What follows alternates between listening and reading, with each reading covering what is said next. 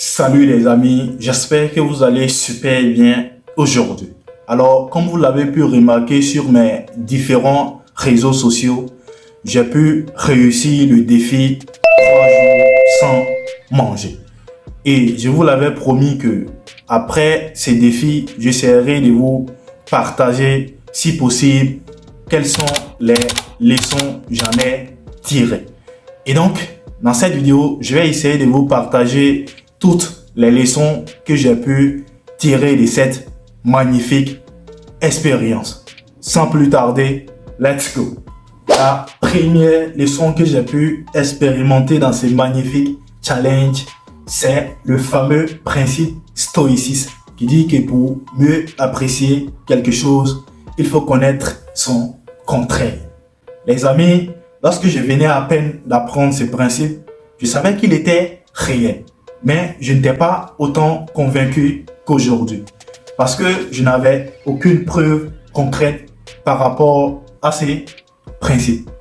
Aujourd'hui, je peux vous assurer que ma conviction par rapport à ces principes est plus renforcée. Parce que lorsque j'étais à fond dans ces challenges, 3 jours sans manger, alors j'avais commencé à expérimenter un peu la faim, dont le contraire est la nourriture. Et donc, ça m'a rappelé beaucoup de choses. Ça m'a rappelé les jours où je mangeais la nourriture et puis je laissais un peu dans l'assiette et puis par la suite, je prends le reste, je mets dans la poubelle. Ou même les jours où on te donne la nourriture, tu manges un peu et puis tu dis, ça n'a pas de bon goût, tu mets le reste dans la poubelle. Cette expérience, ce challenge m'a rappelé un peu ces jours. Et donc, je me suis rendu compte que la nourriture était vraiment très importante. Juste parce que avant, je n'avais jamais imaginé dans quel état on pouvait se trouver après avoir passé 3 jours sans manger. Je n'avais jamais imaginé ce genre de choses. Et le fait que j'ai fait le défi 3 jours sans manger, notamment à partir du 3e jour, les amis, je peux vous assurer que ça m'a donné une bonne leçon mémorable. La deuxième leçon que j'ai pu tirer de ces magnifiques challenges, c'est que le fait de tenir tes engagements a une influence positive sur ta confiance en toi-même. Les amis, un engagement, c'est comme une promesse. Et qu'est-ce qui se passe lorsque vous ne respectez pas vos promesses? Vous vous sentez mal à l'aise, bien sûr. Et le fait de vous sentir mal à l'aise peut avoir tendance à vous plonger dans un état de culpabilité envers vous-même. Et si malheureusement vous ne laissez pas prise, alors cet état de culpabilité peut influer négativement sur votre confiance en vous-même. Et il faut savoir aussi que le contraire est aussi vrai. Le contraire marche également. C'est-à-dire que le fait de tenir tes engagements a une influence positive sur ta confiance en toi-même. Les amis, je vais vous raconter tout de suite mon anecdote personnelle. Et lorsque j'étais à fond dans ce challenge, 3 jours sans manger, les amis, notamment à partir du 3e jour. Il était du 9h, je crois bien.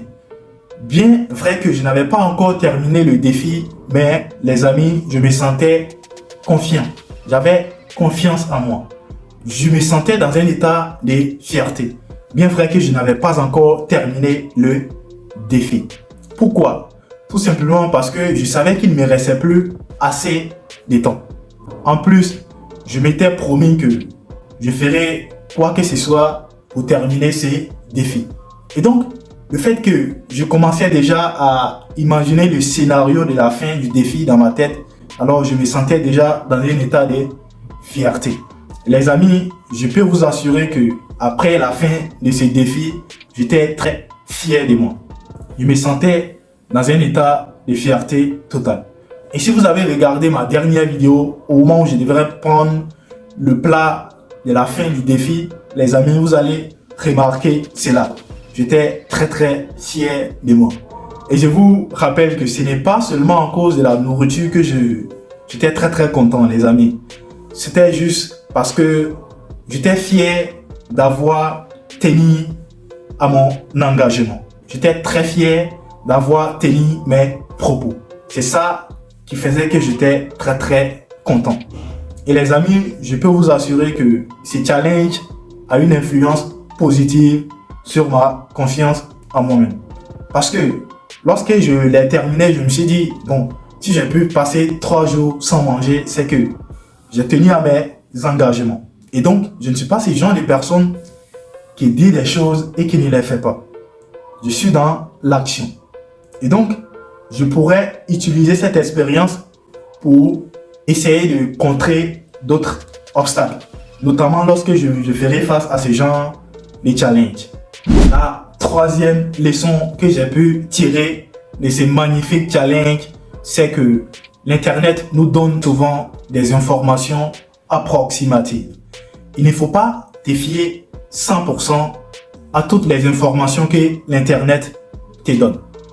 Je vous vois venir les amis, alors calmez-vous. Je vais vous expliquer tout de suite ce que je vais dire par là. Bien avant de commencer ce challenge, 3 jours sans manger, les amis, je suis allé me peser. Et devinez quoi, je faisais 83 kilos. Et je vous rappelle que avant de commencer le challenge aussi, j'ai fait des recherches sur Internet, notamment sur Google.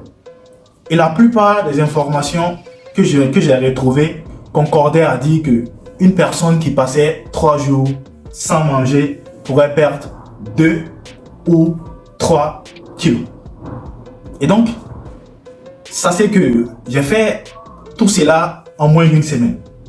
Et donc, après avoir effectué toutes ces démarches, les amis, je me suis plongé dans le défi 3 jours sans manger. Et après, devinez quoi, j'ai perdu 6 kilos, les amis. Si vous ne croyez pas, je vous mettrai les réussites sur l'écran de la vidéo. Vous allez vraiment voir si ce que je dis a une preuve ou pas. Je sais que le fait de dire cela, ça peut vous sembler, bon, un peu bizarre. Parce que vous allez me dire, mais il y a une différence, on n'est pas les mêmes personnes. Peut-être qu'une autre personne pourrait perdre 2 kilos comme ils l'ont dit dans les informations. Et une autre personne aussi pourrait perdre 3 kilos comme ils l'ont dit de façon approximative dans les informations. Et je suis totalement d'accord avec vous. Le fait que je vous communique cette information, je ne cherche pas à vous dire qu'il ne faut pas se fier. Il ne faut pas avoir confiance aux informations que l'Internet nous donne. Je suis juste en train de vous donner une information. Et à travers cette information, je veux que vous fassiez attention aux recherches que vous effectuez sur Internet. La quatrième leçon que j'ai pu tirer de ces magnifiques défis, c'est que lorsque vous prenez du poids, votre taille diminue. Les amis, laissez-moi vous expliquer tout de suite. Ça fait presque 2 ans, je devais constituer mon passeport. Et vous savez, lorsque vous voulez faire un passeport, on vous demande votre taille. Et donc, je suis allé me mesurer. Et devinez quoi, je faisais 1m87. 1 an plus tard, j'ai commencé à partir à la salle du sport. Et donc, en moins de 10 mois, j'ai pris 9 kilos. Et je me rappelle, un jour, je suis allé essayer de me peser et puis connaître aussi ma taille. Et donc, on m'a fait comprendre que je faisais 1m80. Les amis, j'étais vraiment étonné. Et je crois que lorsque je suis arrivé à la maison, j'ai commencé à dire que je ne crois pas vraiment aux informations qu'on m'a données. Et donc, après cela, j'ai commencé à faire le défi 3 jours sans manger. Et je disais tantôt que je suis allé me peser en moins d'une semaine, bien avant de commencer le défi. Et je vous ai dit que je faisais 83 kilos. Et les amis, lorsqu'on m'a mesuré, ma taille faisait 1m80. Tout cela en moins d'une semaine. Et donc, après cela, j'ai commencé le défi. Après le défi 3 jours sans manger, les amis, je suis retourné au lieu, me peser et aussi mesurer ma taille. Et devinez quoi, j'avais perdu les 6 kilos. En plus d'avoir perdu cela, j'ai remarqué que ma taille s'est augmentée. Je faisais auparavant 1m80. Je suis passé de 1m80 à 1m81. Ce qui veut donc dire que ma taille s'est augmentée par raison du fait que mon poids a diminué. Les amis, si vous ne croyez pas, je vous mets tout cela sur l'écran de la vidéo. Vous allez voir toutes ces informations pour ne pas que vous soyez confus ou que vous ne croyez pas en ce que je suis en train de dire. Les amis, c'était la 4e leçon. La 5e et la dernière leçon que j'ai pu tirer de cette magnifique expérience, c'est que le fait de se réveiller le matin et de savoir que lorsque vous aurez fini de vous brosser les dents, vous allez prendre votre petit déjeuner, ça a une influence positive sur votre motivation.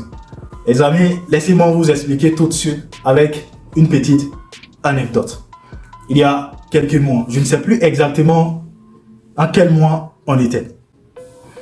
On était dans une période où on manquait du café. Pendant presque une semaine, on n'avait pas de café chez nous. Et donc, il y a un frère qui avait commencé à nous dire que le fait de se réveiller et de penser au fait qu'il va se réveiller et puis il ne va pas prendre son petit déjeuner, du café, ça a une influence sur sa motivation. En gros, il se sentait démotivé. Et moi, en ce moment, je pensais que c'était juste son opinion. Je dis que ce n'était pas une évidence pour moi. Mais je peux vous assurer que j'ai confirmé cela juste pendant ces 3 jours sans manger. Notamment à partir du 2e jour, les amis, je commençais à sentir cela. Parce que lorsque je me suis réveillé, je me rappelle lorsque je me suis réveillé le 3e jour du challenge. Le fait que j'avais commencé à imaginer dans ma tête que je vais encore passer une journée sans prendre mon petit déjeuner et je me sentais trop démotivé. Et donc, le fait d'imaginer cela tout simplement, ça ne m'avait pas donné le courage de me lever du lit. Bien sûr que je m'étais réveillé, mais je suis resté assis pendant longtemps. C'était un peu particulier par rapport aux autres jours. Auparavant, je pouvais me réveiller plus rapidement, mais ces jours, je me sentais trop démotivé. Juste parce que lorsque je me suis réveillé, j'ai commencé à penser à cela. Et donc, les amis, c'est tout. C'était les 5 leçons que je tenais à vous partager. Et n'hésitez pas aussi à me dire en commentaire ce que vous en pensez. Sur ce, prenez soin de vous et ciao. C'était le boxeur du statut quo.